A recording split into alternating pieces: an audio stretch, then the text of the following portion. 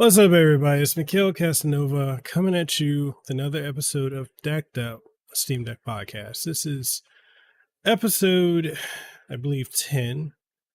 And a couple things I want to talk about. There's been a lot of things over the last couple weeks to month and a half that have occurred that I have taken notice of, and I don't really like so much. But anyways, we're going to talk about that.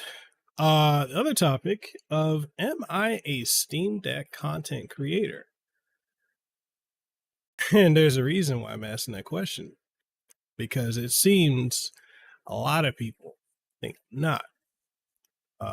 So it's that. And then also I want to talk about dealing with creator drama, which is tying back into the main one, and also what I've been playing, where you can get some games for cheap. I know I did a video on that, and yeah, we're gonna have some fun. I'm gonna be speaking very off the cuff today because I've actually I was debating how to approach this, because I want to approach this in the most tactful way I can without swearing, because I have a lot of feelings toward this. Many of you guys know, and if you don't, I'll go ahead and I'll read off something that I posted in my community tab, because we're gonna kick the show off with that first and foremost, because I want to talk about this, because this is behind the scenes things that I think a lot of people don't really get to see, or they're not aware of when it comes to like content creating. Because a lot of you'll see the final product, you don't see really what goes on in it, or what goes into it, unless like, typically Patreon. But then there's also like the other side of it where you're dealing with the um, creators. So I'm gonna read this, and I'm gonna give a TLDR, because this is also going to be an audio version too. But anyway, so I made a post, and the post I made, so I said, so on this week's episode, Decked Up, I'm cooking some creators in the Steam Deck community, trying to use me for connections to companies, for products and games and more. I didn't want to have to say anything, but it's been so ridiculous, I'm going to speak on it this week, because they have to round, and they're about to find out that I'm not the one. I've worked my ass off, which I have. Sacrificed heavily to be able to do what I do for a living. I'll be damned if some of these other Steam Deck creators, and creators in general, not just Steam Deck creators, I want to clarify that now, creators in general as well. If they think they can use me. This is why I don't do collaborations with other creators, because of this circle jerk of using each other for growth and getting ahead mentality. The TLDR is I'm very heated with some specific Steam Deck creators and content creators in general. Now, I'm not going to name names of who I have issues with. There's several Steam Deck creators I have issues with. I'm not going to name names, but I will say who I don't have an issue with. And that person is Games Reveal. Love the guy. So if any of you were wondering if this was aimed at him or no, I love Games Reveal. Brink, awesome. No issues with him. Issues with some other Steam Deck creators. Now, to give context, so a lot of you probably only know me because of my Steam Deck content. You may not know me for anything that I do outside of like the Steam Deck videos. You've seen tutorials and such. So I've been content creating for 8, almost 9 years, right? I've been full-time for about 5 years, or four and a half, almost 5 years. So I work with, and this is not me tooting my own horn or blowing, air at my butt or anything, hot air or anything. I've worked, I started from the bottom. The first podcast I did, because when I got into content creating, it was writing reviews for products and doing podcasting. I started doing podcasting with uh, a friend of mine, Cameron, and we started a podcast called Tech Etc. And that was 2015, 2016. That's when we started doing that. So he moved back to Texas, and then it was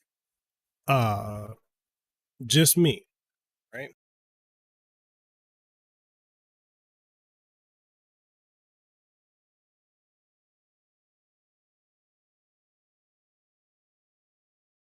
What happened to my camera? So, of a podcast. And with starting a podcast and a podcast, that allowed me to initially talk about tech, gaming, etc. Kind of like I'm doing here with Decked Up. But then I started saying, hey, I want to deal with, content creators and YouTubers I'm fans of. Let me reach out to them. So I started reaching out to other YouTubers, big and small, got folks on my podcast. And, that allowed me to do a lot of things, right? I got to network with a lot of content creators. I got to see that a lot of content creators that I liked as a viewer, I don't like them as a person because I get to see that behind the scenes part of them. So I shifted away from doing that, from interviewing and having other content creators, YouTubers on the platform. I still occasionally do it. I'm very, very selective about it. So then I shifted over to interviewing celebrities, voice actors, people in the gaming and tech industry, directors. And that is what literally took my career of content creating to where I can do it professionally. So I've interviewed famous voice actors. I'm friends with a lot of famous voice actors, the creator of Halo, who's now at EA. I've built my brand, and it took me years to build my brand. So I'm not talking about any like Steam Deck verified games or anything. Like, I'm addressing this first because this is I'm going to get to that eventually. I need to get this off my chest. So, anyways, I'm giving out a rundown. So I was able to build my brand globally doing that. I was a professional interviewer. I got to you good. I got to go to various places. I got to speak at colleges, got to go to conventions, and interview people. Speak, do public speaking. I got to do all that. Then I got to work with the gaming industry in this, with some game development stuff, like when Capcom came out here to Hawaii, other companies came out here to Hawaii because Japanese companies come out here helping with the development of games that you guys are enjoying now that I helped years ago with, driving them around, helping with equipment, all the stuff, working with the voice actors, working with the development team, working with the audio team. I got to do all that, right? Also got to do consultations, which is something else I do, right? Consultations, journalism, podcasting, reviewing video games. I work with every major gaming company out there. I've reviewed every major game that's dropped this year. And I know a lot of you don't care. The game reviews. You can tell by the analytics. It's neither here nor there. But I got to cover all that. I get to do all that. So the long and short of it, I created Decked Up as another podcast because I have 2 other podcasts I'm on. It's a total of 4 podcasts that I'm doing. So the reason I'm giving you this trip down memory lane is because I built a brand working full time, 17 or so hours a day, 6 days a week in IT. And I built this brand, the Mikhail Casanova brand, which Mikhail Casanova is not my real name, but I built this brand. I built the brand of the Casanova podcast, built this brand of Decked Up Steam Deck podcast, built up my third podcast, the Best Damn Podcast Show, period. And then the one that I'm co-hosting with my wife, Lehua. So I put in the work to build these brands, to make this happen. And one of the things that's been really annoying, and it's regardless of whatever content creator sphere that I've dealt with, there's always the people that want to be shifty. They want to quick access to something. They want to, when they see, like in my instance, in the way I kind of want to put this is a lot of times when I deal with other content creators, when I come across other content creators, they don't think anything of me, right? Especially in the Steam Deck community. More often than not, they look down on me or they disregard me until they see who I'm connected to, what I get access to. Perfect examples of games that I have had access to well before anyone else. Persona 5 The Royal. Did you guys know? I did the review of it for Steam Deck and Switch. I had it for a full month before anyone else could. Ghost of Tsushima for PS5. Horizon Forbidden West. God of War. Ragnarok, right? God of War on Steam. I'm throwing these out there not to flex, but because I am also a journalist, a games journalist, a tech journalist, aka a reviewer. I have access to this stuff well before anyone else does because I'm part of, media. I built my brand. I worked hard to get to that. So over the last couple of weeks to a month and a half, with me dealing with other Steam Deck creators, like I said, many of them, have, for all intents and purposes, disregarded. Whatever. You do what you do. I don't care.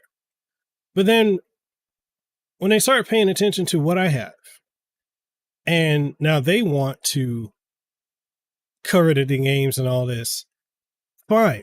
I'm not trying, if someone wants help or they need help, I'm more than willing to help anyone within reason when it comes to this field, because I've been doing this for so long, right? To the point where I don't hardly ever have to ask for anything. It's just like, hey, I'm asked if I can cover it, if I have time to. So, as you guys have seen on my community tab on here on YouTube, and if you follow me on other social media platforms, or if you're in my Discord, I showcase, or I can tease when I'm allowed to within embargo right, the realm of embargo, when I'm allowed to tease that I'm covering something. So lately I've had a lot of Steam Deck creators and other creators too as well, but primarily we're focusing on Steam Deck creators that have been very weird to me. When I'm teasing that I have something because that's within the realm of the embargo, then I'm asked when, or no, I'm asked like, how do I have that? How can they get that? Now, I don't mind answering those questions. And I do. The problem comes when it's constantly asking you, or in this case, me, to help you. And as you guys who watch my content, you cross pollinate to other people's shows too, other people's channels. And I'm not the biggest Steam Deck creator. I'm not the biggest YouTuber. This is not my main outlet. It's one of many outlets that I have. But it's interesting to me when I see those with more subscribers than I have here on YouTube. I'm talking double, triple, quadruple, quintuple more than I do. Those who have more followers on Twitter and brag about it. Those who have more followers on Instagram or TikTok or whatever. And then they don't know how to work with companies. They don't know who to talk to. But when it came to me, they looked down on me or they just disregarded me. And it's like, it's interesting. I appreciate that, Omar. But, but I don't even, I'm just a guy out here creating. I create content because it's my career and it's what I love. You've known me for years. You know how I am. I want everybody to do well. I want everybody to be able to eat and be successful. So when it comes to a point when these other Steam Deck creators, they see that I'm able to do this, I'm able to do that, or I got, as you guys know, I'm partnered with Acer and aka what's up, Steam Deck Review and Tips? How you doing? What's it? Predator Gaming, right? Partnered with Neat Microphones, Rockcat, Turtle Beach, part of creator programs, for various companies. And I'm getting stuff. And then folks decide that they want to constantly, the only time they interact with me is to get something for free. They want a connection. They want me to help them with something. Or here's another case of a scenario of people coming in my DMs, other creators coming in my DMs to ask me to like and reshare or retweet or, their content. But then I look at this because look, like I said earlier, I'm willing to help anyone. But when I go and I look and I see, I post on Twitter, right? I post the videos that I'm working on. I post the reviews I've written from my website. I post a lot of things. And none of these other creators, hardly, if ever, like, share, or retweet anything at all. But they will go in my DMs and ask me to do that for them. They don't even talk to me, but will ask me to do that. It's the same thing with asking for like connections to companies. I put out, okay, so I have a lot of connections to a lot of companies. Almost every major gaming company I'm connected to, because by way of being press, by being media. And so it's interesting when a company that I previously had a relationship, I do have a relation, like I used to have a direct connection with a specific game company, Bandai Namco, for example. I had a direct connection with them. Dimitri Clinton, that was who I was cool with. He was the head PR guy. I interviewed him on the main podcast years ago, and I was working with Bandai Namco one-to-one, covering all their stuff, 2018 up to 2021. Now, for those of you who don't know how the gaming tech industry works when it comes to PR people rotate in constantly. It's a revolving door. But what you have to understand is they revolve usually to higher positions, right? And in this case, I didn't know who took over his place. And one of my other friends who's a content creator, she told me this is who handles this. And so instead of having her do a handshake handoff, and if you don't know what that is, I'll explain that shortly. A handshake handoff is basically, if you're connected with a company, you'll do an email or a DM, and you'll reach out to the person, talk to them for a little bit, and introduce the other creator who you can vouch for, who you know, and say, hey, y'all should probably, it'd be cool if you guys work together. This is such and such, this is what they do, and then let it take over from there and you step out of the way. But when you do these handshake handoffs, you have to be able to vouch for the people that are doing it, right? Now, I've had people do that for me, and I'll shout out the folks that have done it for me. Whatchamacallit? Steve from Good Vibes Gaming, a friend of mine's friend of the channel. Gaming chick, Power Love Amy, she's done that for me.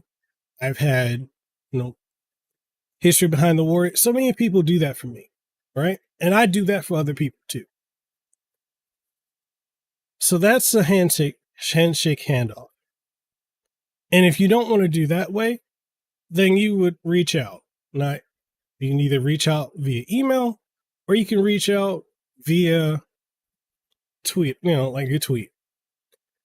So I reached out to a company, right? I reached out to the PR person for Bandai Namco. And that was me reaching out to them, explaining and when you reach out, you explain who you are, right? What you do, and go from there. That's protocol. So I reached out to the lady that's covering PR, the head PR person. She DMs me, and we go from there.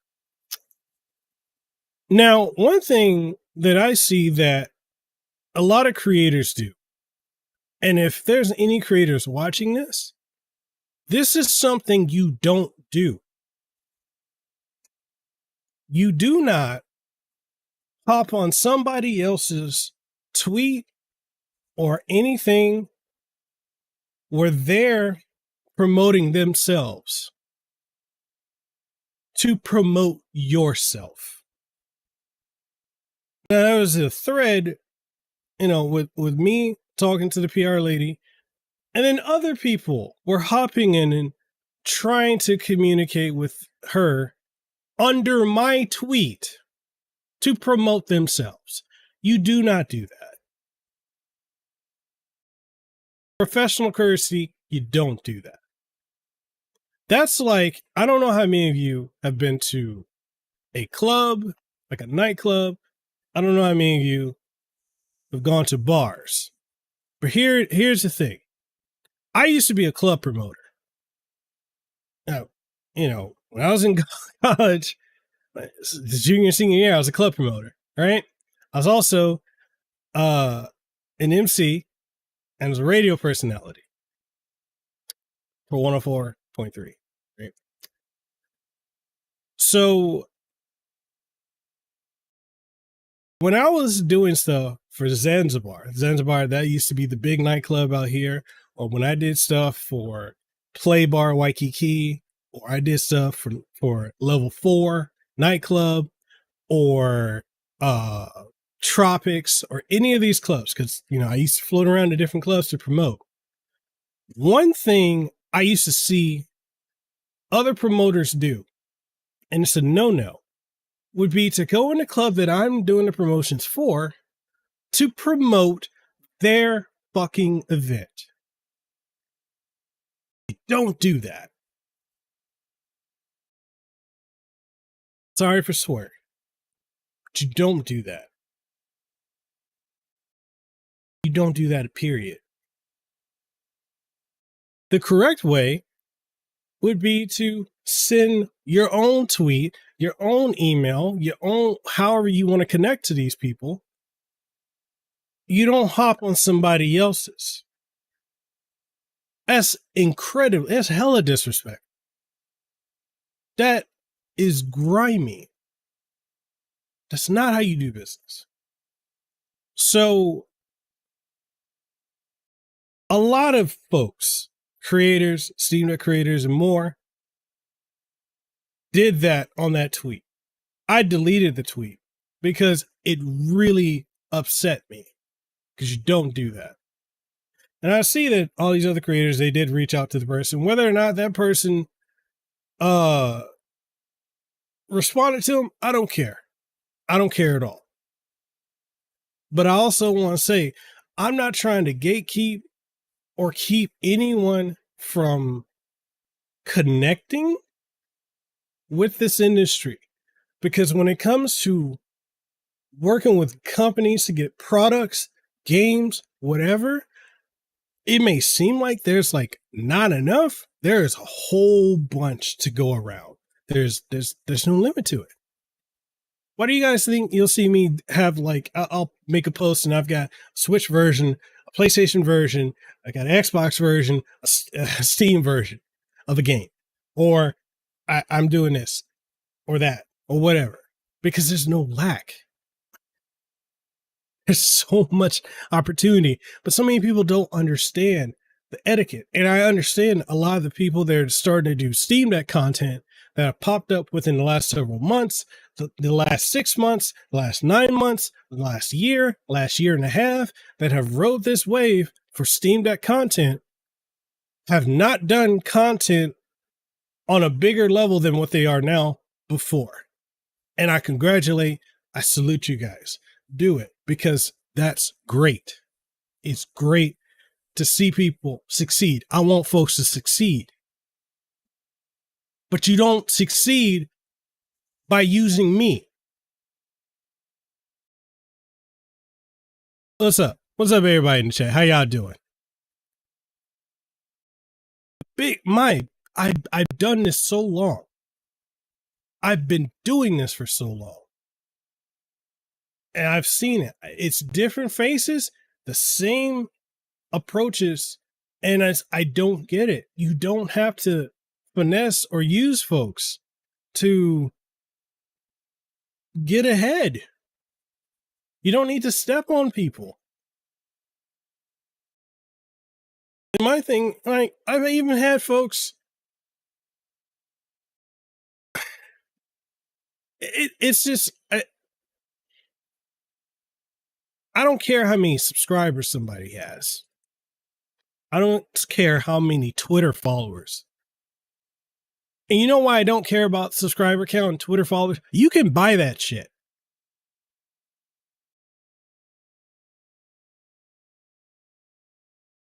You can buy that. When I used to work in the music industry, which is something else, that's a lot of things I've done. When I used to work in the music industry, and I worked with the PR teams, when they're trying to push a talent, they'll buy followers, engagement, and all that other stuff, right? That's a PR tactic.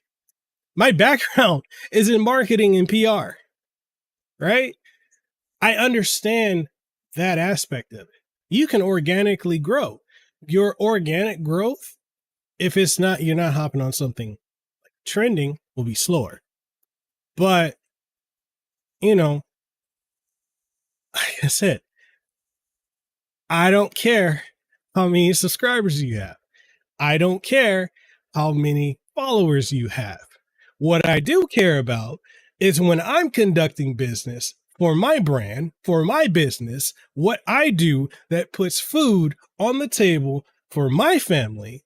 I care when somebody else feels that they can just jump on my back to take from what I have. That is what I have an issue with. For many people who are wondering why I don't collaborate with creators, other creators, it is because I have dealt with X level of fuckery for the last 7 or so years with other creators from various fields. If I'm being completely honest, I don't really like dealing with other content creators at all. At all. Like, if you look at my main podcast, the Casanova podcast, again, #1 podcast in Hawaii. When it comes to dealing with celebrities, the game industry, all that, these people be chill. It's only when I have to deal with other content creators that there's this ego, there's this mentality, this circle jerk mentality. Like, I don't get it. I don't get it. People want to be the authority, and there's a lot of folks. I'm seeing a lot of people that want to be the authority when it comes to this, to making Steam Deck content. They want to be the authority of who people go to when it comes to the Steam Deck. There's a lot. There's a lot out there. Great.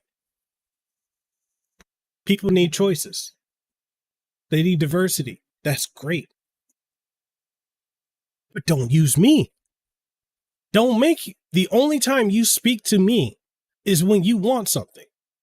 Don't make the only time you speak to me is when you want a connection to a company, because you know I'm connected. That pisses me off.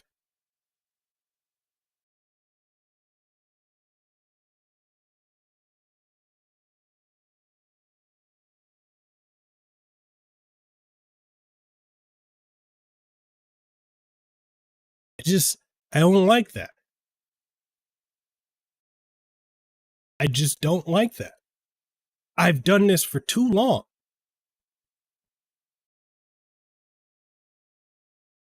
And I get it. New faces popping up. Because let's be honest, the Steam Deck is the biggest thing to happen in gaming since the Switch. And the group of folks that blew up with the Switch, Player Essence, RGT85, Dreamcast guy, Spawn Wave, Beat 'em Up Woods, and more. I knew them. I ran in that circle. I was friends with most of them.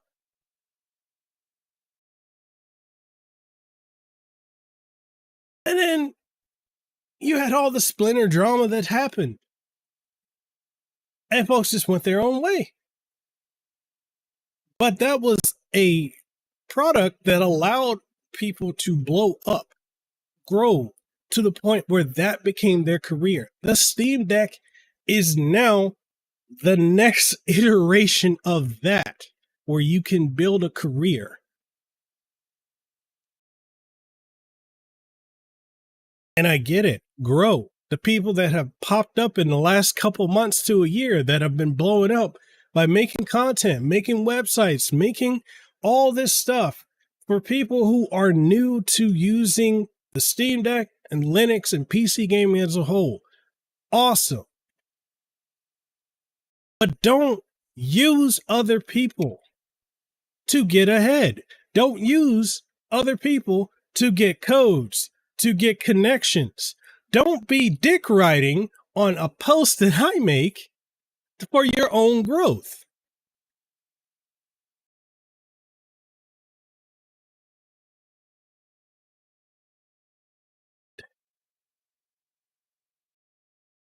So just, yeah, that frustrates me. I've had to deal with in the last couple weeks. Folks getting pissed off at me because I unfollowed him when I didn't. Like, okay, you're mad. Like, like, how are you gonna get mad at me when you didn't even follow me? You know, just and I've even had folks come on the podcast, this particular podcast, and not really even want to be on the show. And I'm like, I'm not having you on the show just for me. I'm having you on the show because I did a poll to ask my audience who they wanted to have on the show. You came up, right? You came up as someone who wanted to, who they wanted to see. And then you don't even want to be here. And I'm the one that has to deal with my audience and some of my peers who have checked out the episode saying, damn, they really didn't want to be here. Man, that makes you look bad. I'm like, yeah, it does. You mean to tell me I can have David Hayter, the voice of Solid Snake from Metal Gear Solid. I can have Richard Epcar, who has done the most male voice acting in the U.S. in English voice acting, right? I can have Dorothy Fawn, Griffin Burns, all these other celebrities come on. I can have the guy that created Halo. I can have the head PR, formerly of Capcom, now head PR of Razer. I can have my friend Doug from Limited Run Games, co-owner of the company, come on here, be chill, be cool. But I get some Steam Deck creators. They come on and don't want to be here. Okay. Okay. And I'll say this. Yeah, Chris, I definitely want to talk about that. And so, bro, I'll come back to your question in a minute. But I want to talk about that. When did we get to this point where if someone unfollows you, that's a personal attack? When did we get to that point? When did we get there? Half the times I don't even know if people unfollow me. And then I don't even care. Because my thing is, if you don't talk to me, why should I care if you unfollow me? I shouldn't. I don't talk to a lot of people throughout the day. There's maybe one person I consistently talk to every single day. And that is Gaming Chick, aka Amy, Parallel Amy. I talk to her every single day. Every single day. That's my best friend. I talk to my sister in New York every single day. I don't really talk to other content creators. Again, because I don't really like dealing with other content creators. But yeah, now we get mad about people unfollowing us. We get triggered. Weird. And then after that, in my DMs asking me to reshare something they worked hard on. Okay, fine.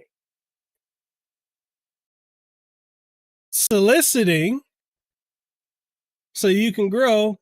Okay, weird flex, but I got you.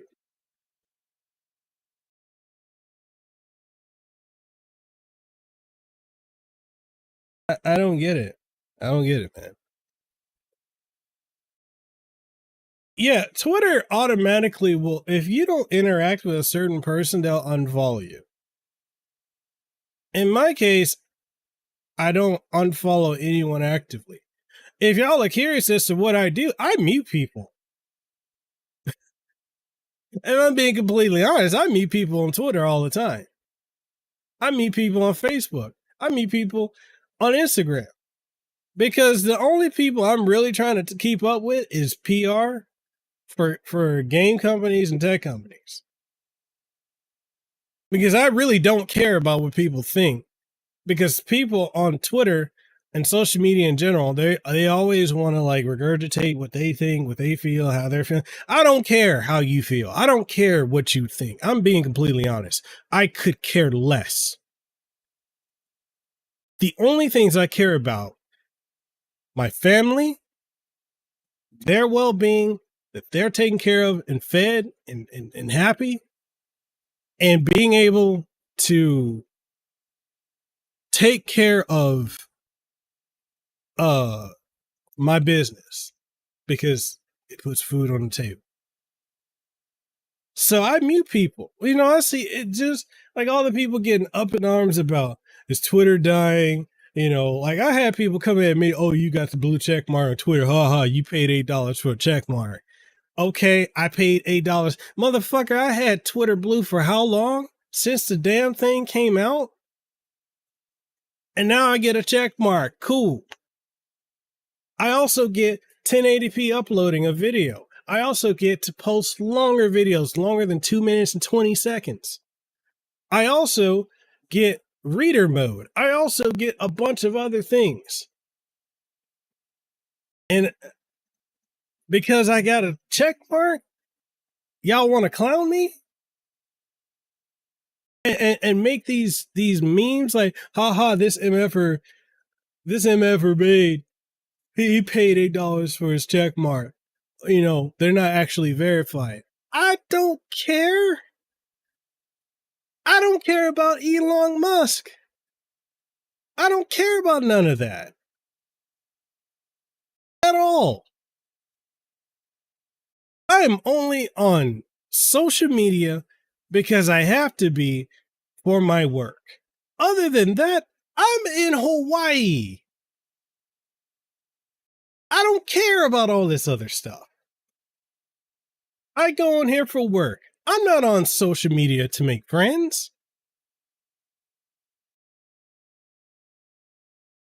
I don't care about all that.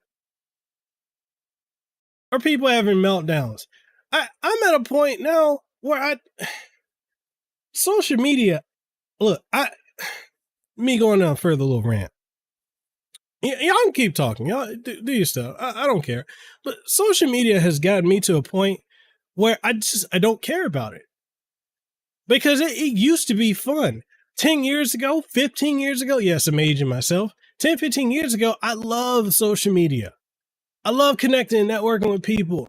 I miss the Facebook days. I miss the forum days. I miss the AIM days. I miss those days.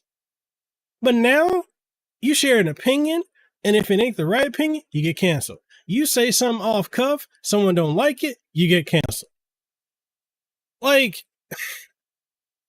it's, you know, it's so much groupthink. I'm an individual.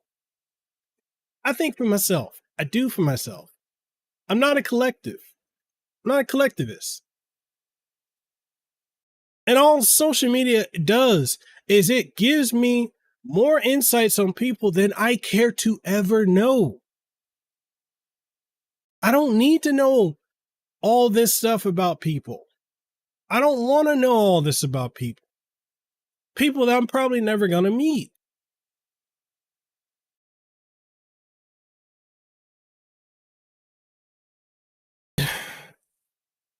And it's tiring. I'm tired of it.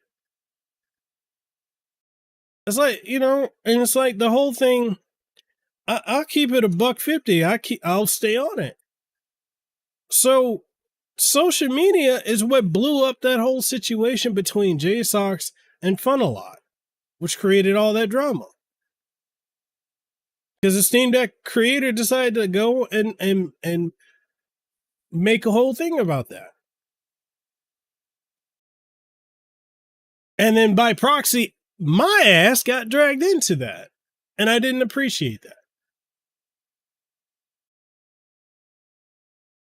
And then the correspondence was, oh, I'm new, I didn't expect this to happen. I'm new to this. I'm new to journalism. Well, here's the tip. As someone who's been a journalist who went to school for journalism, journalistic accountability.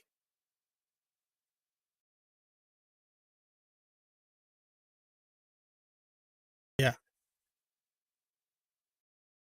Also known as, in hood terms, don't start nothing, won't be nothing. Because the whole front line thing is so ridiculous. Because how many companies are making that exact same design at this point?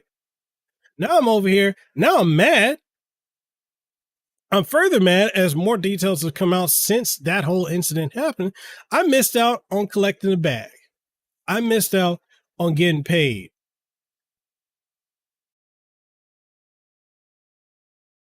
That's food off my table. You know what I mean? I'm not like, I'm not like these other content creators out here, these other Steam Deck creators. I know a lot of folks may want me to do all the technical stuff, and I can do all that because I am a technical person. But here's the thing. When I look at my analytics, when I do stuff that's super technical, guess what? People don't watch that. I don't have the audience for that. I'm not a digital foundry. I'm not trying to be that. If I'm being completely honest, if I'm really trying to compare the content that I do to anyone else, I'm like Flossie Carter. Shout out to him. Keeps it simple. He keeps it real. That's kind of the way I'm going. And I'm not trying to say I'm doing that because I'm black or because I'm Samoan or Hawaiian. I'm saying that's the style that for me, because I don't have a lot of time throughout the day. Like, so these decide to die anyway. They can filter sound.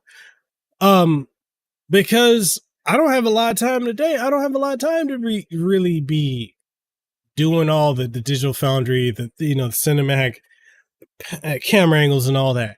If I can get like a studio to do that, if I can get a crew to do that, yeah, I'm a one-man team. And I'm doing this while taking care of a toddler who ain't even 2 yet.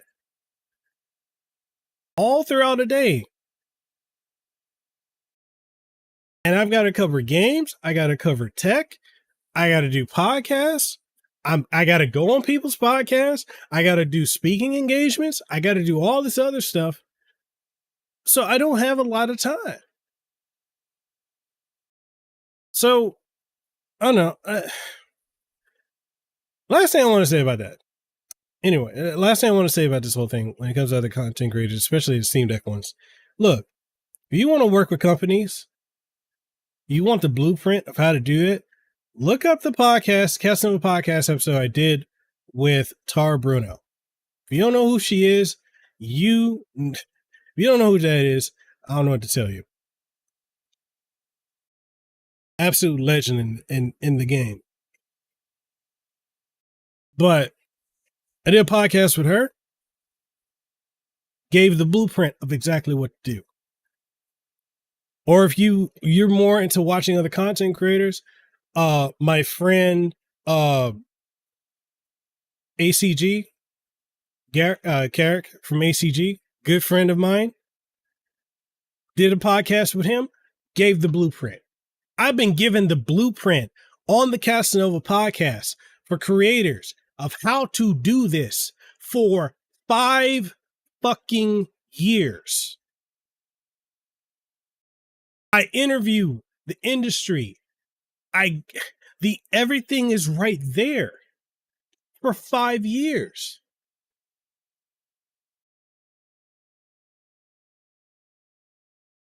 Not just for like content creating for YouTube, even for people who want to get into doing stuff with Hollywood. The last episode of the Casanova podcast I did was with Ashley Edward Miller, the guy who created Dota, Dragon's Blood, that was trending on Netflix. That's a friend of mine. So if you want to know And not only did he do that, he did Thor. He wrote Thor, the first Thor movie, X-Men First Class, and a whole bunch of other stuff. So if you want to know how to get into writing and all this other stuff, go check that out. I'm putting out these gems. If you're not picking them up, cool. But the info is there. But trying to just slink up to me, be cool with me, just so you can get something for yourself out of it, to use me, and then like, no, F Mikkel. Let me go ask him to retweet and reshare my stuff, but I'm never going to do anything for him. Let me ask him if I can get a connection to this company. Let me ask him if I can get this. Let me ask him if I can get this, and that. Let me do all that. But I'm never going to do anything for him. I'm never going to connect with him. I'm never going to help. I'm never going to scratch his back. I'm just going to try and screw him over and constantly ask, because that's what a lot of these fucking Steam Deck creators have been doing to me for the last month and a half. Because initially look down on me like I'm a nobody, then find out who I'm connected to. Then they decide, oh yeah, let me get up in there and use him because I got more followers than he does on Twitter. I got more subscribers than he does. Let me use him. And if you think I'm bullshitting, look at my channel here. Go to the videos tab, go to the playlist, look at everything I've covered. Been doing this for years. Go to my website. Don't believe me? You don't believe me? Let's pull up the website. Let me pull up the website.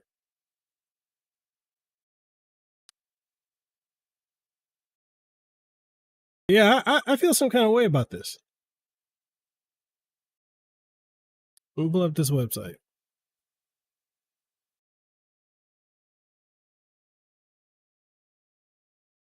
I definitely feel some kind of way about this. Share. So screen share.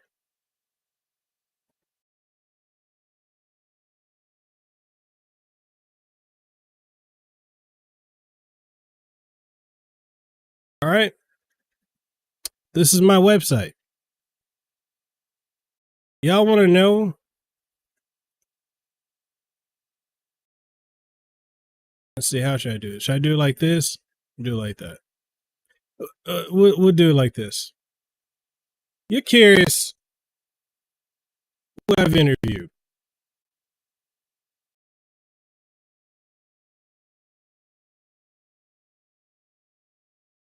Here's a portfolio of my work.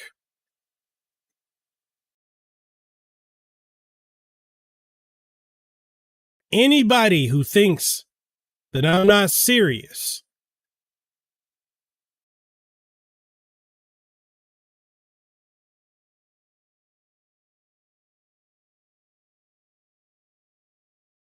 high tech, you good. You're not one of the ones I'm talking about.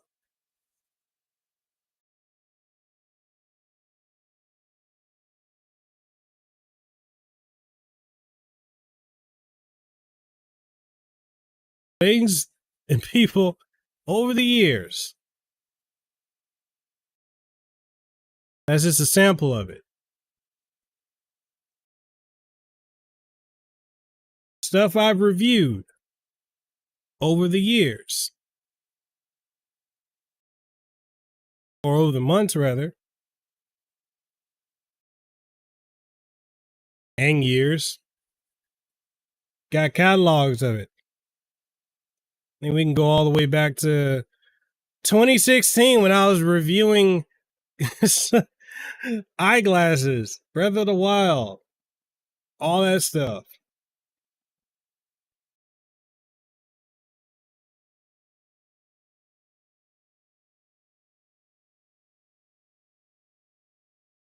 You know?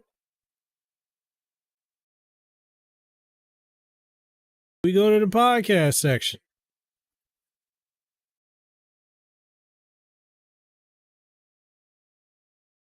And you can see folks I've interviewed, industry people, creative people,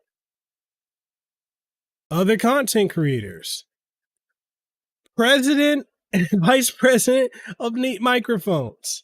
The people in case you don't know who Skipper Wise is, Skipper Wise and David Ingris, they were the original creators of the Blue Yeti and Blue microphones. They created Blue microphones, sold it off, and decided it sold off to Logitech, and they decided to make a new microphone company called Neat Microphones, who sponsor my content, who provide me all of my microphones I use. You can see countless folks. One of my best friends, Gerald C. Rivers, the voice of M. Bison, folks from Virtua Fighter, other content creators. This motherfucker right here who unfollowed me and then all of a sudden got an issue with me. Yeah, that guy. All these other folks, right? One of my best friends, History Behind the Warrior. All kinds of folks over the years.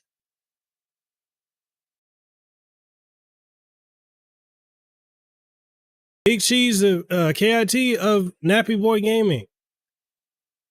Got to speak to T-Pain and whatnot, and Nappy Boy Gaming group. Matt McMuscles, Griffin Burns. You know, the guy who does all the tinkering and creative stuff with NVIDIA, Gerardo Delgado. Good person I'm cool with. ACG. That's the episode I'm talking about. Go check that one out.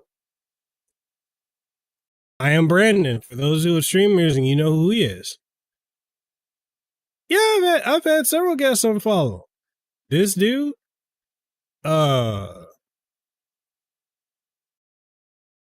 him, Husky by the Geek, yeah.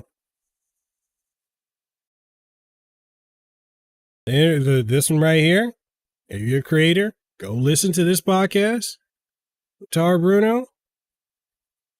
When this is back when I was partnering with StreamYard, Dana Benz talked to her about StreamYard as a platform. I was one of the first creators to ever use it. If y'all are drinkers, Voodoo Ranger, had them on the podcast, had them sponsoring it.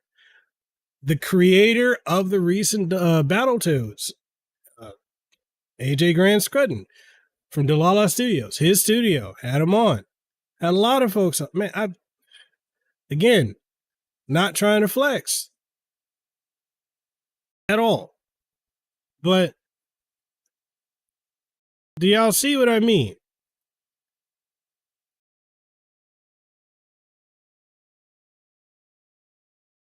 I've been doing this for years. I worked hard. And honestly, from the podcast to the connections to the game industry and all these other industries, I put in the work. I did the work. I put my nose to the ground. I didn't use people. I didn't just hit up people like, hey, well, who's the contact for this? I Googled, I looked, I paid attention. That's the thing I don't really do on Twitter. I see a lot of people always like posting their opinions, how they feel, their outrage, all this other bullshit that doesn't really matter. I'm over here paying attention to who does what. Because the people who make the moves aren't the loudest folks in the room. That's what I'm trying to say. Again, for years, I've been doing this. I put in the work. I did not use anyone. And I don't appreciate when folks try to use me. You can have X amount of subscribers on YouTube more than me. But what I've found in dealing with all these other Steam Deck creators, none of them have the connections. They don't know who to talk to. Maybe for indie games, not for AAA. How many of y'all have direct connections, direct line-ins to Sony for PlayStation? For PlayStation 5. Got my review unit from launch. I haven't paid for a PlayStation 5 first party game in years. They hit me up. I'm part of the PlayStation Partner Program. Same thing with Xbox. I'm one of the Xbox ambassadors and part of the Xbox Partner Program. Nintendo, they're kind of finicky, but I have worked with them. So it's just interesting when I get treated a certain way by these Steam Deck creators to think I'm a nobody because they got bigger followings than me. That's interesting to me. It's very interesting. Okay, cool. I built this castle and this brand on my own. I didn't have no help. I'm not circle jerking and running. I'm not in any cliques. I'm not in any cliques whatsoever. Solo act. Anyways, do the work. Information is out there. If you got a phone, you have all the access to the information you need. If you have a question about something, Google it because it's all there.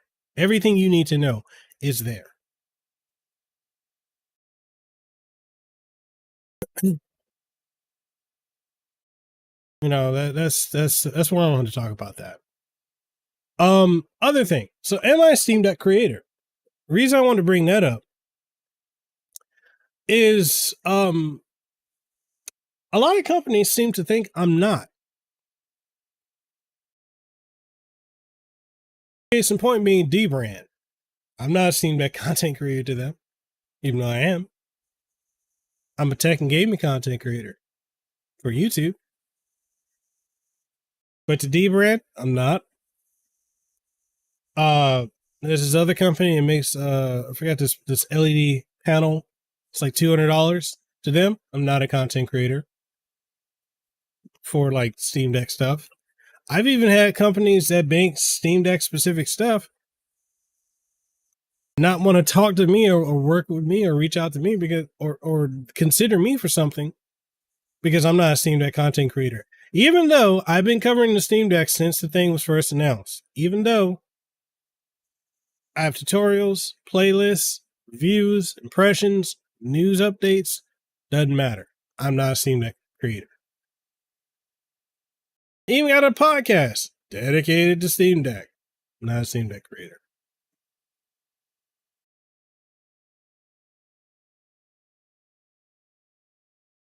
Even some other Steam Deck content creators, because I don't delve into like the deep technical end of the Steam Deck and Linux gaming. I'm not a Steam Deck creator. I've been using Linux for years. What are you talking about? That's interesting.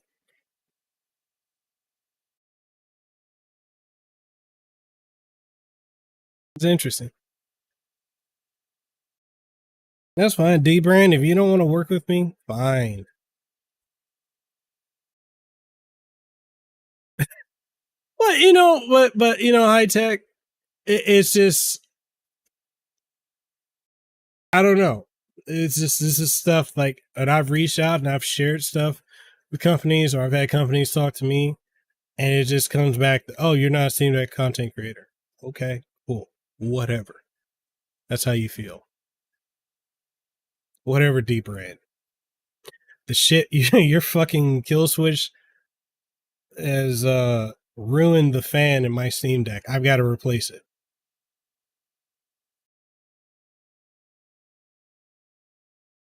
Anyways, yeah, it's wild. But and this is the other side. This is the side of this content creating sphere that I don't care for, at all. I've dealt with it for years. I'm tired of it. I'm tired of it. You know what's interesting too is I want to talk about the journey when it comes to being a creator. A lot of people may not even know this, like the difficulty is of trying to make content, trying to make relevant content, because we're at a point now Um, but like, say, why don't I make a second channel and cover Steam Deck specific content? I've never needed to.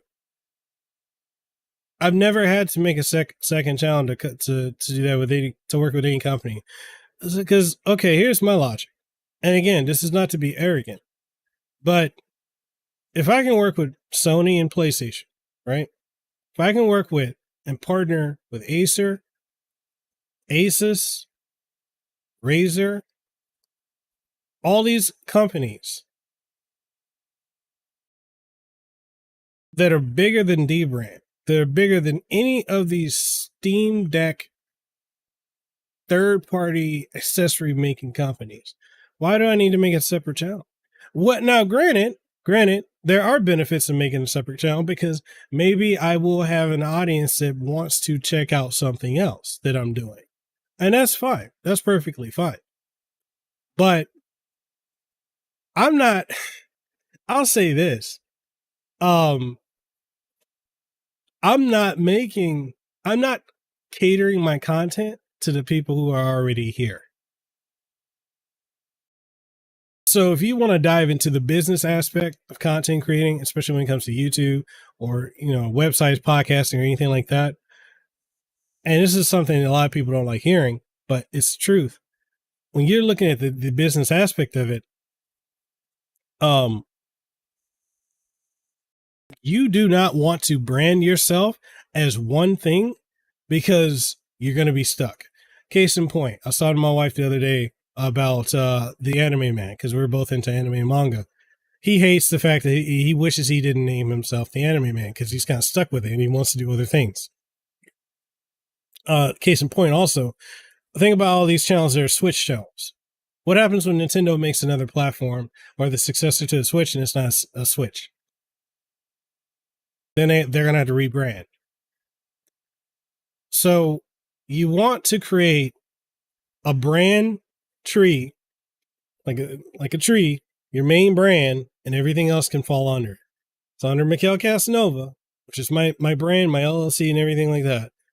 I've got Decked Up podcast. I've got Casanova podcast. I've got everything else that I do. It's all under one tree. And yeah, you can rebrand, but you're going to put yourself in a box. Like Chris Lewis says, you're going to put yourself in a box. It's not when you're doing this on a professional level and this is your living and you're making money off of this, you want, which again, this goes back to the podcast I did. If you haven't checked it out, check out the one I did with podcast, the one I did with Tara Bruno, and also the one that I did with Andrew Alliance. Shout out to Andrew Alliance. We've done several podcasts. Him on mine, me on his. The one he does on Twitter as well. We've had this conversation many times too, as well as ACG. Brandability. Because if you just name yourself one thing, you are going to miss out on so many opportunities. And it's just, that's looking at it from the business. Now, if this is a hobby and it eventually turns into a career and you eventually decide down the road you want to rebrand, fine. But, when this is your business, you don't want to just be stuck to that, because if the company changes the product and it becomes something else, yeah, you can rebrand. But here's the thing. What happens when you're in a search algorithm, right? Or better yet,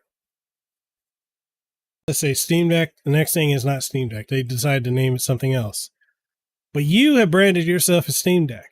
Now, the algorithm, when you rebrand, you're going to have to get yourself back into that algorithm. And that's going to be something a lot of people are probably not going to they're going to have a lot of difficulty with. That's going to be a pain. That's going to be a big pain to have to deal with, because you got to get back in the algorithm. And one thing about dealing with the algorithm, especially when it comes to YouTube,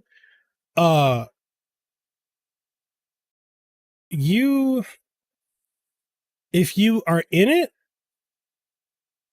you can go to your analytics in YouTube Studio and you can see what people are watching.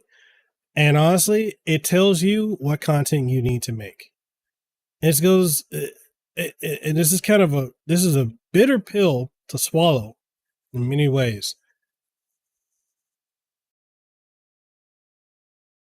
But YouTube and content creating is not about making content that you really care about. If you're trying to make money, if you're trying to make this as a living, you have to make content that people are searching for. You have to make content that people want to watch, not what you want to. Unless what you want to make laps over with what people want to see, then that's it. But for the most part, it's not about making content you want. It's about making content that people want to see. People are searching for. Why do you think political channels blow up? Because people are always searching politics. And you can hop in whatever spectrum of that you want to, and you can do well. For the most part. Same thing with gaming. Unless you want to stay in that pocket and you can't do anything else. But this is, for me, I just do too much stuff to really just be locked down under one thing. That's why this podcast is decked up, even though we haven't really talked much about the actual product, talked about other aspects around it on this podcast today. But, this is decked up. Casanova Podcast, that's for my interviews. That's the one-on-ones. That's for the educational stuff. The Best Damn Podcast Show, period, which is I named it that because I used to watch in the early 2000s, the Best Damn Podcast Show, period. Best Damn Sports Show, period. And I love that show. So I just, play words. And that one, I get to cut loose, talk more freely, be more raw. Got Paul, Podcast of Carl Swirls. It's the one I co-host that with my wife. And in that show, we talk about anime, manga. We bring in voice actors. We bring in people who, work on anime and all that other stuff. But all that stuff is under the branding, that's the Tree Mikhail Casanova and all the branding that goes under that. The Best Damn Sports Show was amazing. I used to love that show. And that was the inspiration for the podcast show. It's just, I wanted to bring that energy because I loved that show as a kid. But yeah, you have to understand branding. Like when you're really trying to, it's easy to make something like tell yourself Steam Deck this, Steam Deck that, whatever. That's cool. But you're also going to miss out on a lot of opportunities. Another example would be when people say, "Oh, I'm a YouTuber." Now I'm going to say this, and y'all can take it how you want to. But you know how much of a negative connotation there is with the term, I'm a YouTuber, or I'm a streamer, or I'm a Twitch streamer. There's so much because people write that off as you're just playing on the internet. Better terminology would be, I'm a content creator. That right there, you drop that in a conversation, people are like, hey, what do you do for a living? Oh, I'm a content creator. What's that?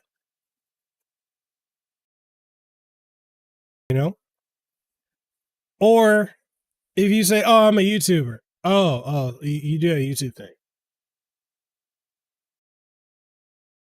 Sometimes even if you approach companies, oh yeah, I hate the term, Chris, trust me, I hate the term influencer because the term influencer is so BS because everybody's influencing something. It's just better. It's a terrible term, but if you got a big enough reach, you are an influencer. You can go under that. You can be like a social. What's the correct terminology? Social media influencer. I hate that term, but hey, if you can do it, it works. But yeah, that's my advice to anyone I know we got content creators in here.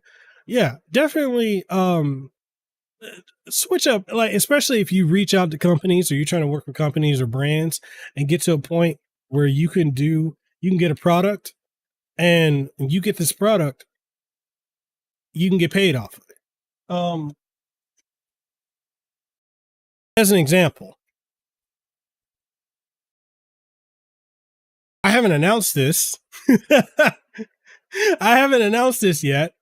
Because you're gonna start seeing this pop up on videos, and I'm just gonna say this because I don't want anyone to be surprised, but I've already got a video that's gonna be coming out, and the video is gonna be popping up. It's gonna run the campaign is gonna run the majority of this month. Probably might even run into next month. But I partnered with Ugreen. I think if many of you have followed me on Twitter, you've seen I posted about getting a bunch of Ugreen power strips and power blocks and all this other stuff. I think they sent me like a USB-C hub dock or something like that. So they're sponsoring content for the channel for I want to say from like the 15th to the end of the month, right? So I'm getting paid. I'm getting paid to put that in my videos. When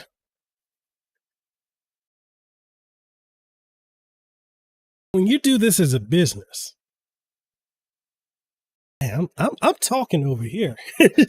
We have the conversation over here. When you do this as a business and you want to get to the point where you can start like a company.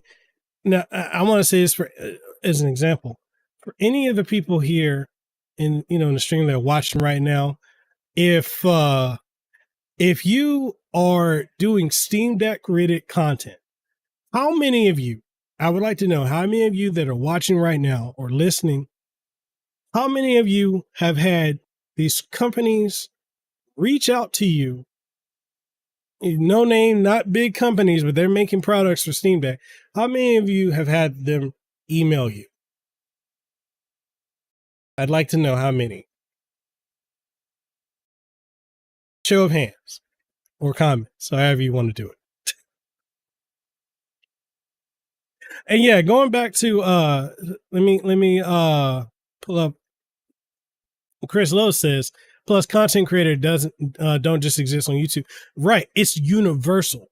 You can be a content creator is such a positive thing because literally anyone can do it. It could be anything. Because literally everyone makes content. And so you're not stuck under one brand. All right. High Tech Low Life, you say quite a few, mostly for docs. Steam Deck review and tips. Okay. So let me give y'all some advice.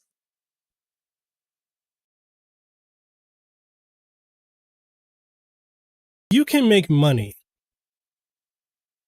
And I'm talking a couple hundred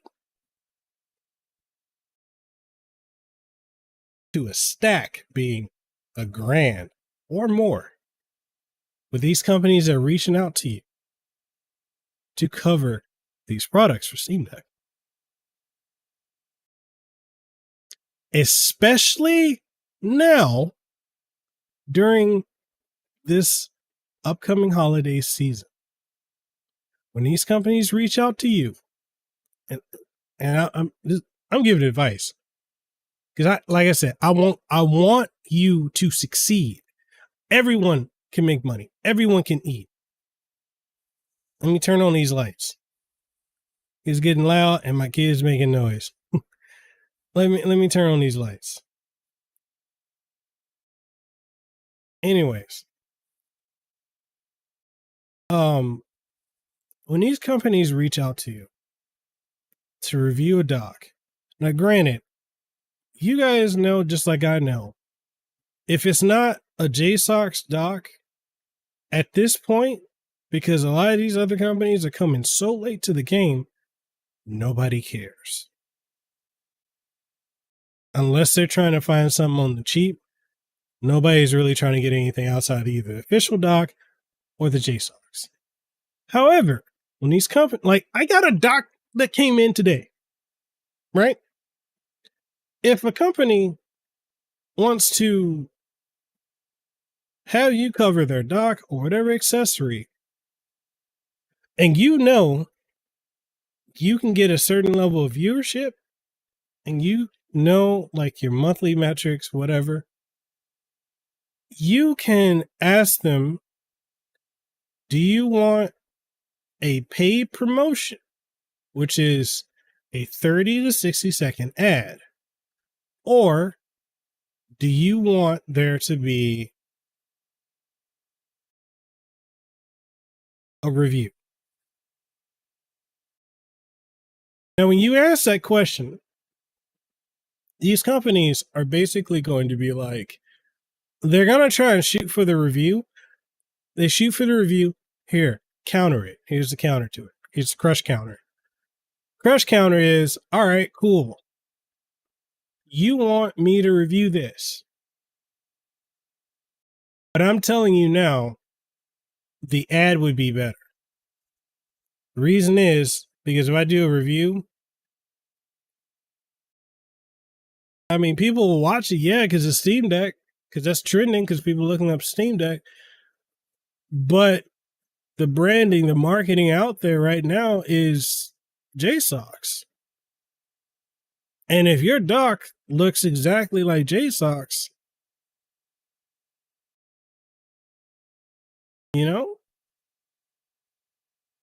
But if I do a 30 to 60, if you do a 30, 60 minute, 30 to 60 second ad, then you can make money doing that. Don't take anything less than 200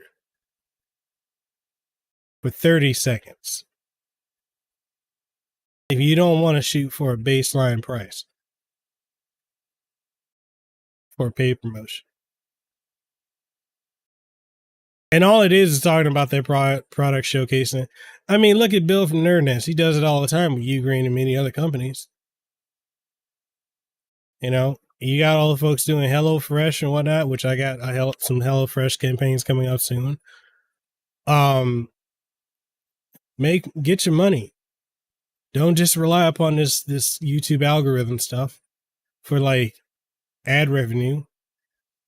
Get paid. And the reason I say that is because all that we do here, all this stuff, this takes time. It's not easy. A lot of us don't have a lot of time to do it. But if you like making content, cool, but get paid for it too. And if these companies, think of it this way.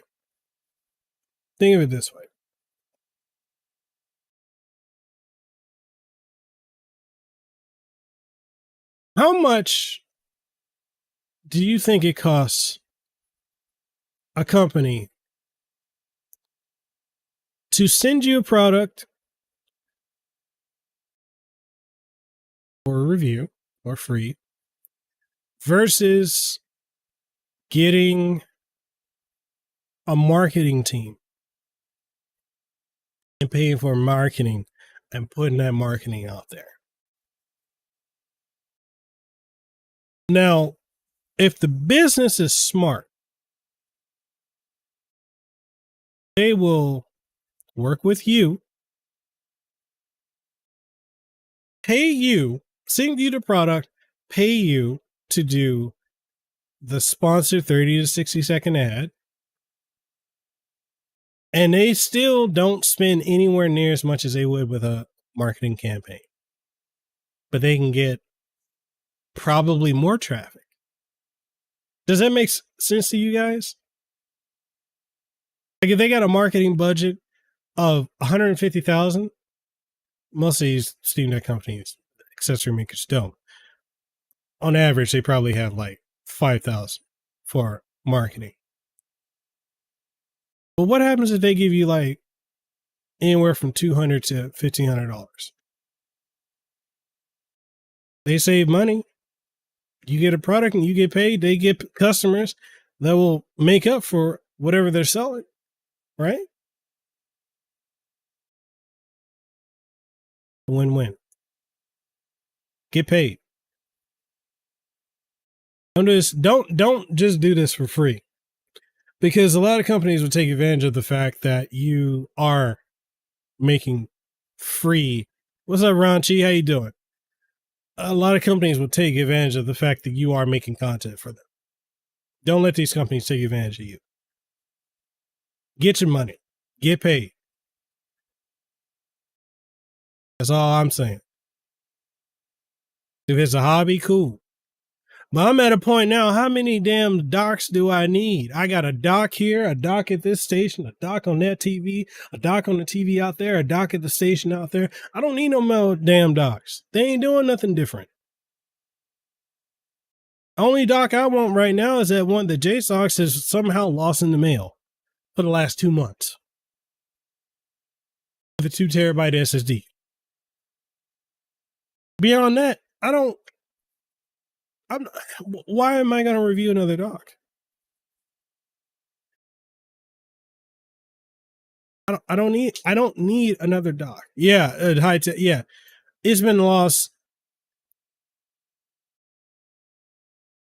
2 months, 2.5 months now.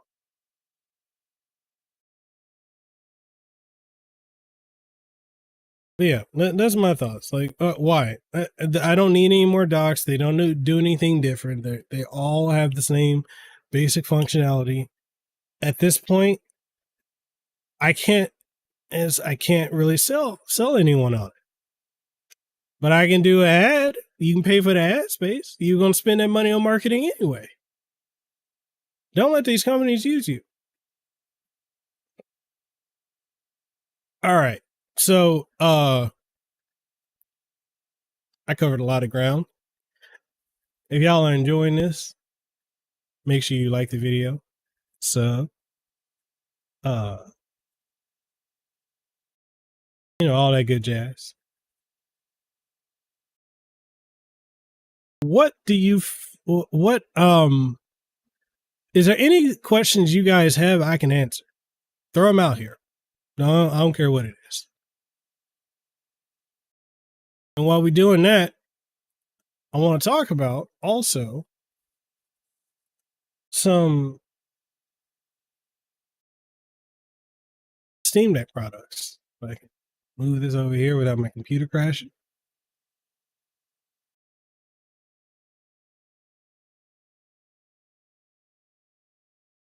There's some Steam Deck products that I've had some interest in lately.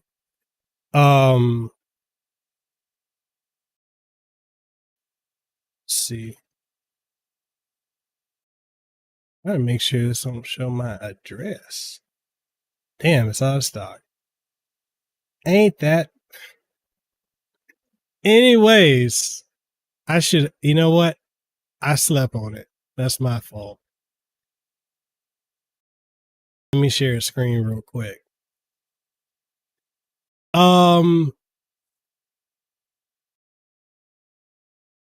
Check this out.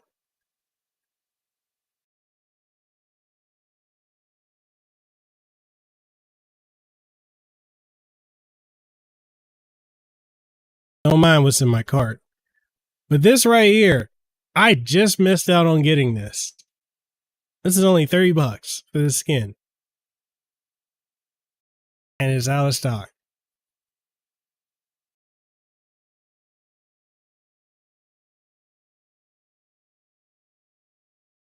I'm kicking myself because I could have got that.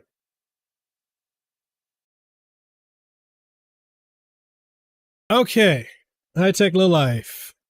Ask the question. How come? Oh, wait, where my chat go? How come there's drama in every community?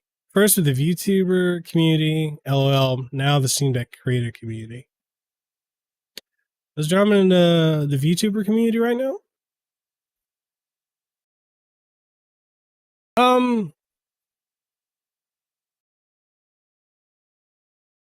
Okay, you want the diplomatic answer, or you want the raw and truthful?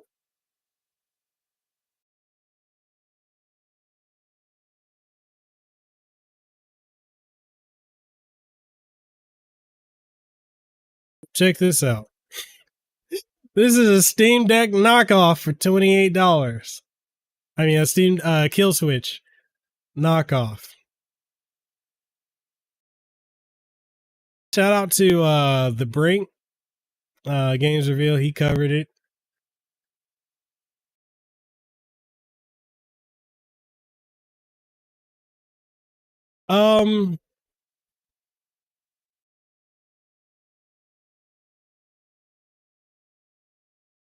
Not trying to go for the diplomatic victory here. I want to go Gandhi uses nukes victory here. Okay. So we'll answer that. Okay.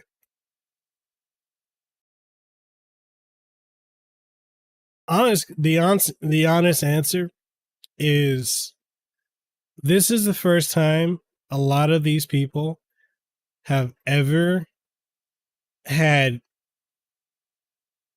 success in this type of avenue. And a lot of people don't know how to deal with like getting famous or popular so rapidly, especially when it comes to being popular online.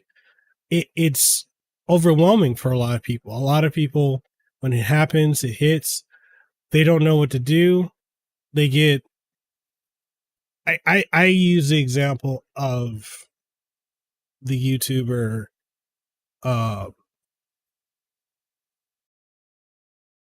Mad Lil Pixie.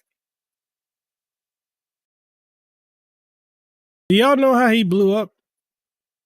Truthfully, it's not from his gaming coverage. It's because him and many others hopped on the Soulja Boy. Was it a Soulja Boy game or Soulja game console? That's how he blew up. Not, it wasn't the Switch content, wasn't any of that. Because his channel was okay at best, but then he started doing the Soulja Boy stuff, like Review Tech USA, all of them. They blew up off of that.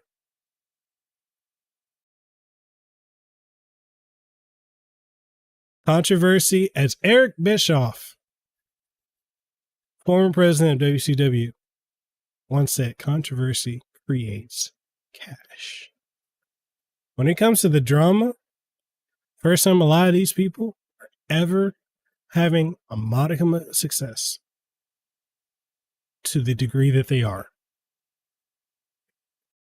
And the biggest thing, when you look at it from a psychological aspect, oh yeah, I had to throw that wrestling reference in there. When you look at it from a psychological aspect, everybody, and this is the problem with social media, but everyone wants to feel important. Everyone wants to be validated. And so when these people start getting success, they start growing, they start feeling themselves. They feel validated. They feel important.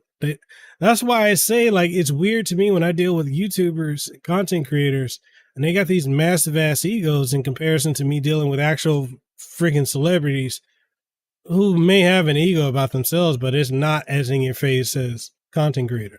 This is the first time they've ever experienced that. And then when they're popular, it's like, oh, I'm on top of the world. And then somebody else comes along and it gets to a point where they're like, they feel threatened. And they don't like feeling threatened. And when people feel threatened, people act all kinds of ways when they feel threatened.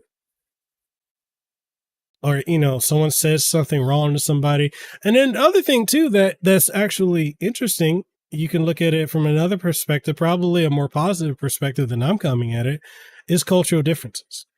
Right? So y'all know I'm Hawaiian, Samoan, Black, Dominican, right? Smidge Japanese in there too. But I grew up in Samoa. I'm from Samoa. I'm from Savaii, right? Mosula, Savaii. And I grew up there. Then I came to the US when I was 7. I grew up in Memphis, Tennessee, till I was like 15, 16.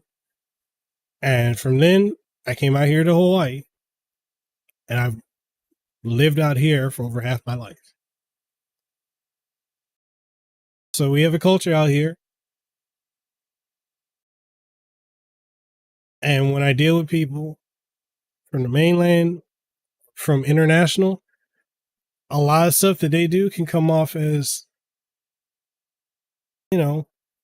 as we say, the term we use out here is high maka maka, or arrogant, self-centered.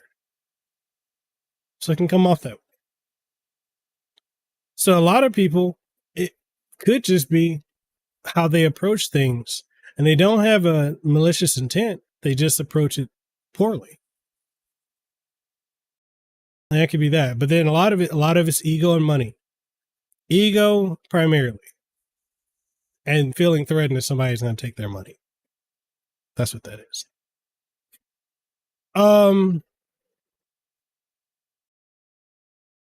Steam Deck review and tips. Question says, who are your top Steam Deck creators?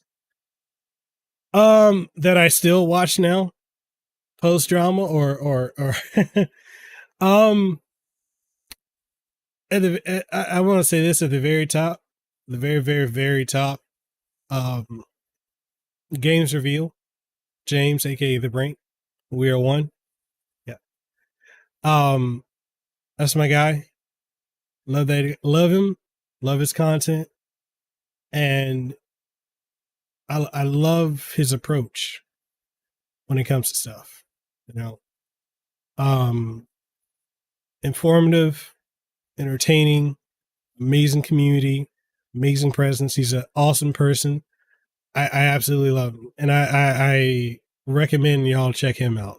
He's at the very top.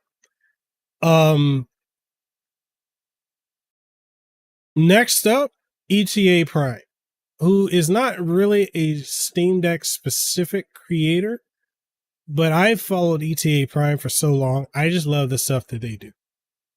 Big fan of their stuff. I would say Retro Game Core, because they're also out here in Hawaii.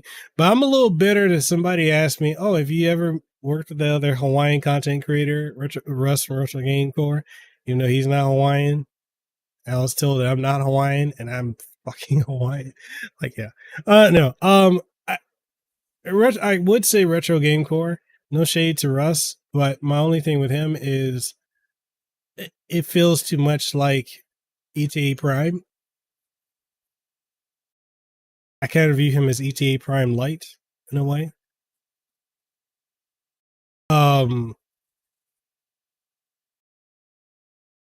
So yeah, Games Reveal, ETA Prime.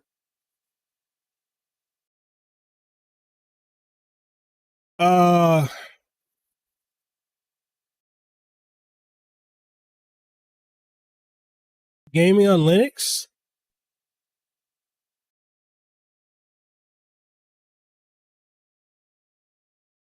I could say your player too, Josh. I know Josh personally, but I don't really watch his stuff, so no offense to him. I just don't. So yeah, ETA Games Reveal, ETA Prime, Gaming on Linux.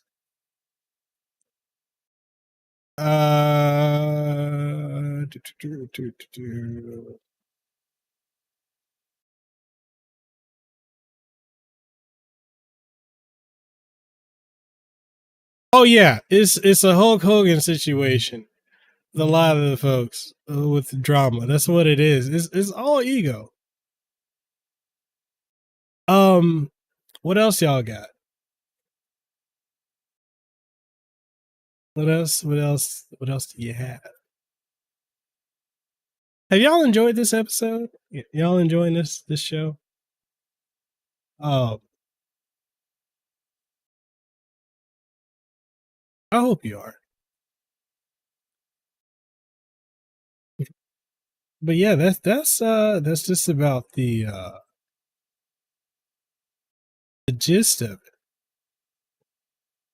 Now there's something that I am getting. I don't know why the lights on my keyboard turned off. So I have something that's coming in the way.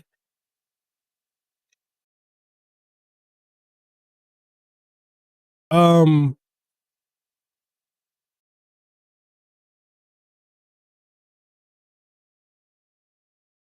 where is it? Okay. So I'm going to share this screen.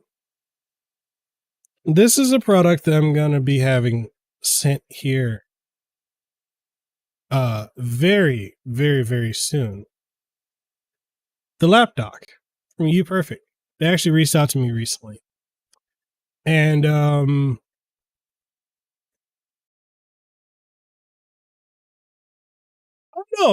no, that's no high tech. Don't think that. Um, those were the. I think more should clarify the first. Those are the when I first started looking at other content creators, they were the first ones that popped up that I started seeing, and I really really liked them. But yeah, this is the yeah, I don't want to subscribe. Just play the video. He doesn't want to play the video. Um, weird.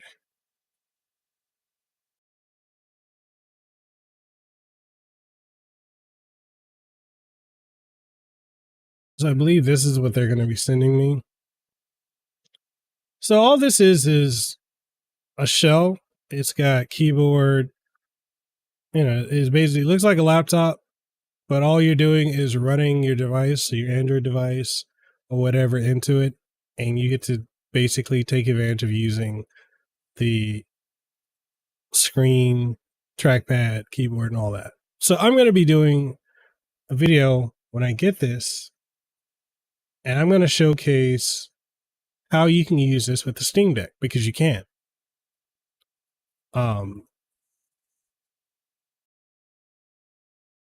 Is it necessary? No, but still, you get a bigger screen plus keyboard, mouse, and the battery, so you can charge it at the same time. So my friend, Mr. Not Mr. Mobile, that's another one of my friends. Juan Bagnell, aka Some Gadget Guy, a good friend of mine, he actually did a video on this. And I can, yeah. So he did a video on it. And yeah, this is cool. It's a cool device. I'm looking forward to showcasing it.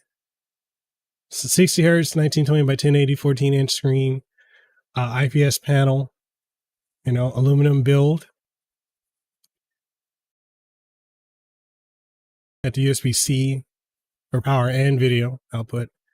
Mini HDMI, USB-C for power delivery, TF card slot, as well as 3.5 millimeter headphone input. I'm looking forward to it. I cannot wait for that to come in. This is going to be cool to use this.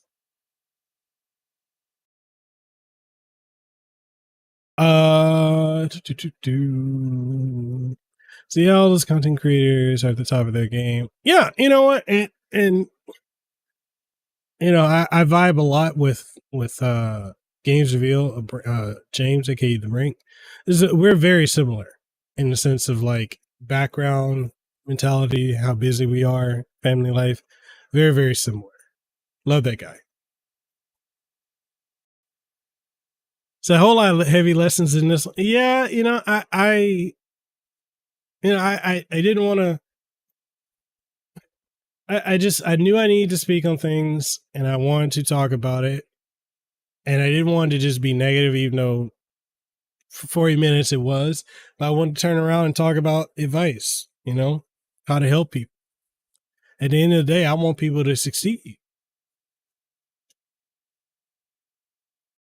It's a great talking to me. Good show. Yeah, definitely. I'd love to see you come back around. We do this.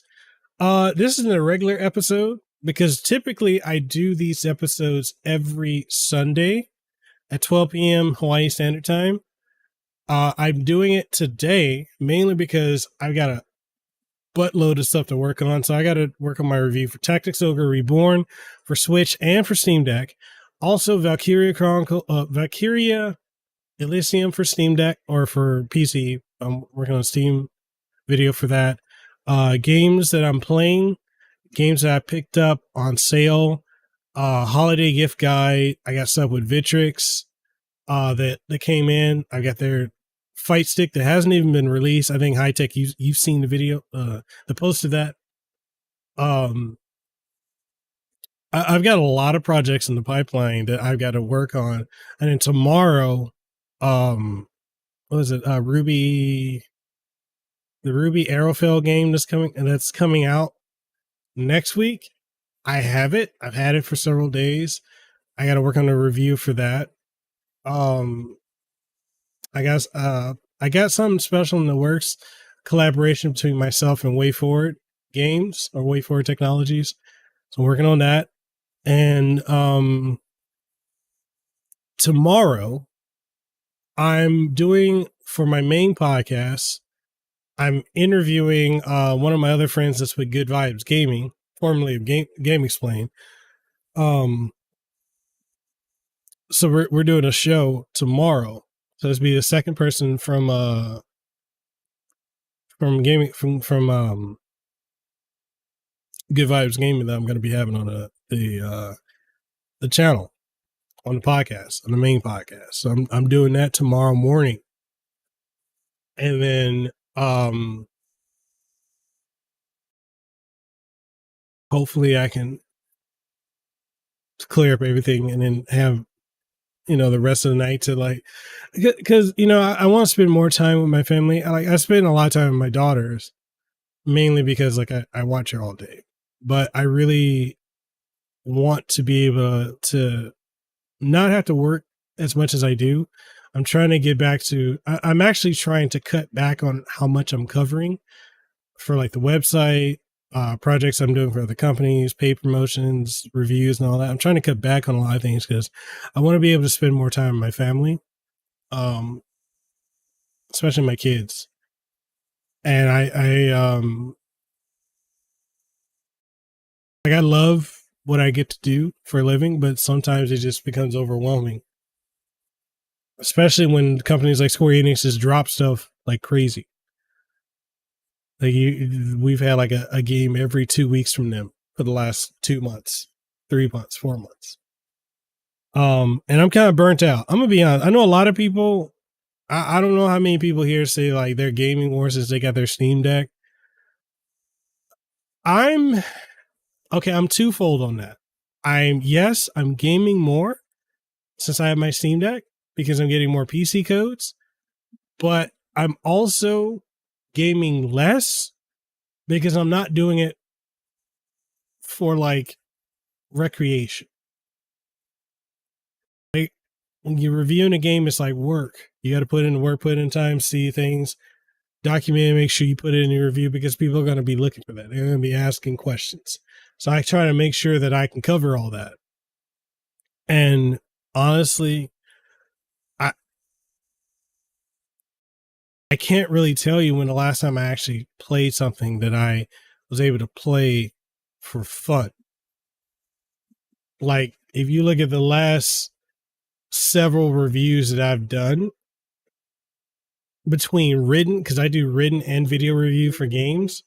Last game I reviewed, God of War Ragnarok. I did that. I did Sonic Frontiers. I did Star Ocean, The Divine Force. I did Call of Duty, Modern Warfare 2, Mario plus Rabbids Sparks of Hope, Persona 5 Royal. 2 different, Switch and Steam version. Uncharted Legacy of Thieves collection. What else? What else? What else? Near Automata.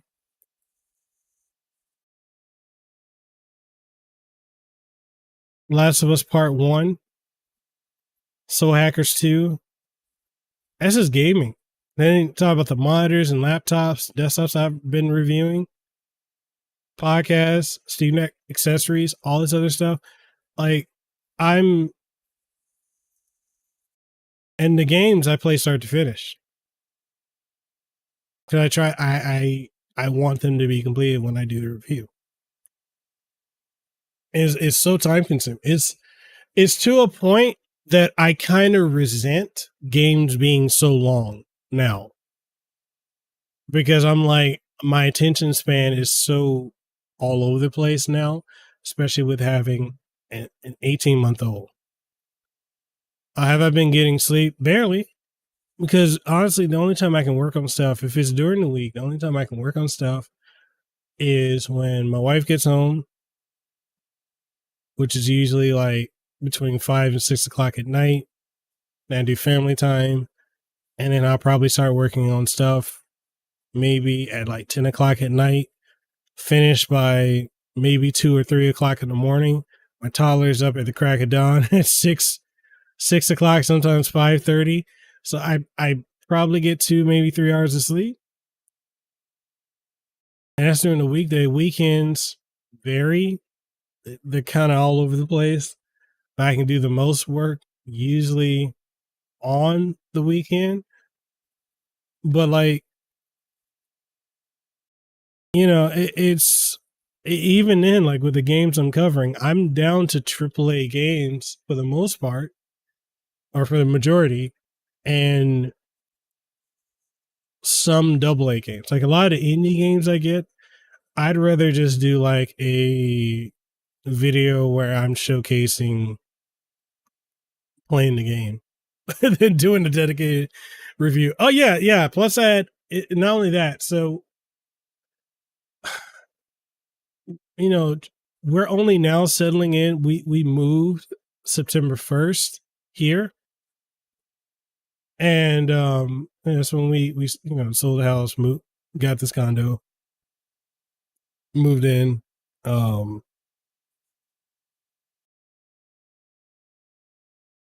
and then like trying to go from a big house,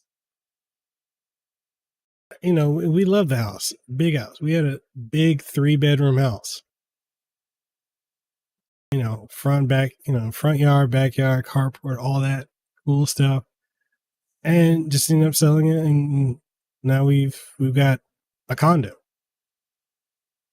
I mean, we own it.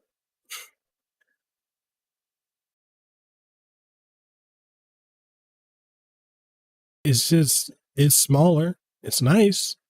It's a lot smaller. Just trying to figure out where to put stuff. That's been tiring. Working around our toddler schedule has been tiring. And the lack of sleep. The biggest thing, yeah, like I was sick. But between the move plus I got sick, I got I came down with pneumonia. And that's the second time I've ever had pneumonia. So I had to deal with that. And honestly, if I were to talk about the analytics of my channel, opening up to you guys about that, coming down with pneumonia and being sick for the 2.5 weeks that I was, until I got better this middle of this last week, or this week, it hurt my channel. It hurt my YouTube channel. I went from gaining hundreds of subscribers per day, thousands upon, tens of thousands of views per day,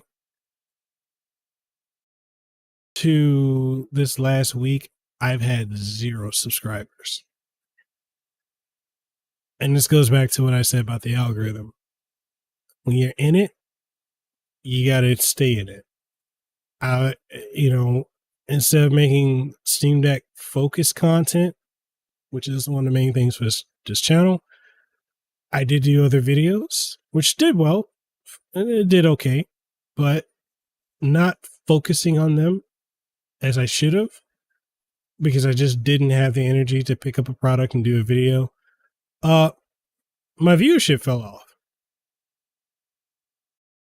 So, you know, it's work, and you gotta put in the work. You gotta stick with it. And when you're doing this as a full-time career, you don't get time to rest. You don't get time. And this is for anyone who is looking to do this as a full-time career. I understand. Unless you get to a point where, you know, you're like a Deck Ready or ETA Prime or Retro Game Core, or any of those bigger names that can do one video a week or two videos a week or take time off, or they have a dedicated community, you're not gonna you can't take the time off. You can't stop. You can get a video that takes off, and if you don't follow up that video with something equally within that same topic, it's gonna hurt you.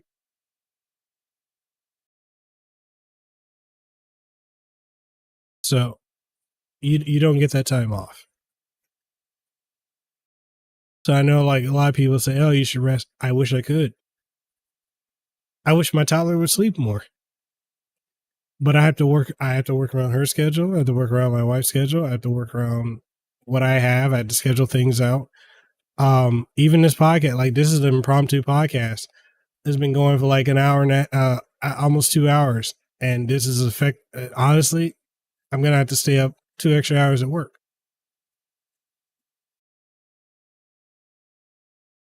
You know, I mean, there's Patreon, channel memberships, and all that. But to be honest, a lot of people don't want to. A lot of people don't. For certain creators, they'll do that. They'll sign up for it. Not everyone gets that luxury. I have some channel. I have like 2 channel members. I have a few patrons, but you know, I care more about the viewership. But if people want to support, cool. It's not necessary. But like those bigger channels, they have that dedicated fan base that will wait. I don't have that. Not for this. Not for, you know, YouTube Steam Deck stuff. So it is what it is. All right. Any other questions before we wrap up this podcast? And I hele or get up on out of here.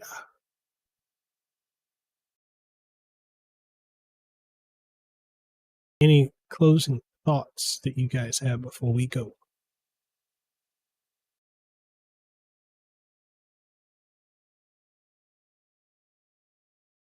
If not, then yeah. Hope y'all enjoyed this episode. It's a Steam Deck. That's the phrase.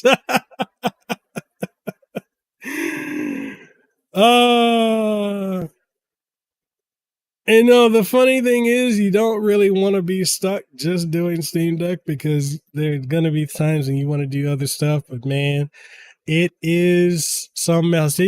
Okay, before y'all go, let me ask you guys a question. Do you like this style where I'm just unscripted, unfiltered, keeping it, keeping it 100? Do y'all like that?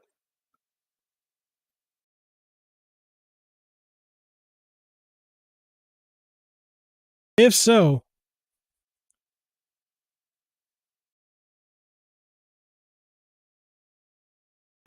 let me know. I mean, and I'm down to keep it like a combination going back and forth between, like, we can do stuff like this, so we can do it more unscripted, like a weekly cool down, or we can, I can keep it like the other format. Y'all let me know.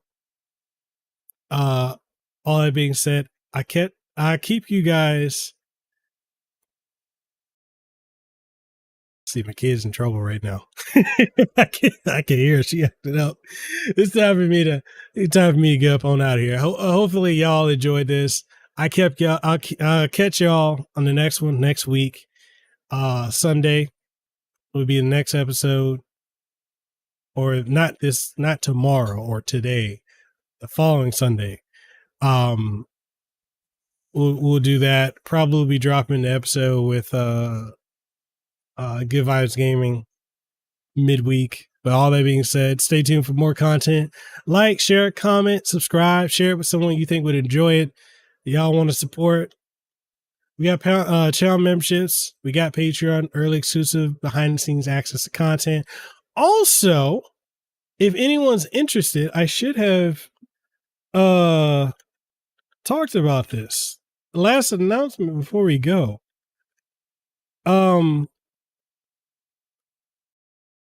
We got official Steam Deck or decked up clothing, merch. Let me full screen this. I should have announced this. We got official merch.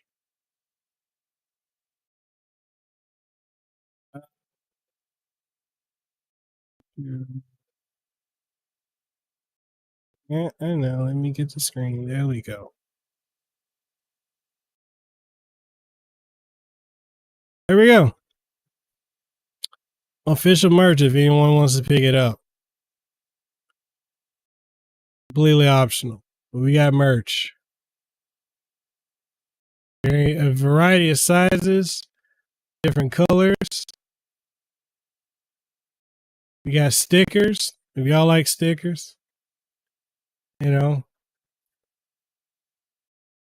coffee mugs in black and white, and all other content as well. Other stuff y'all can pick up.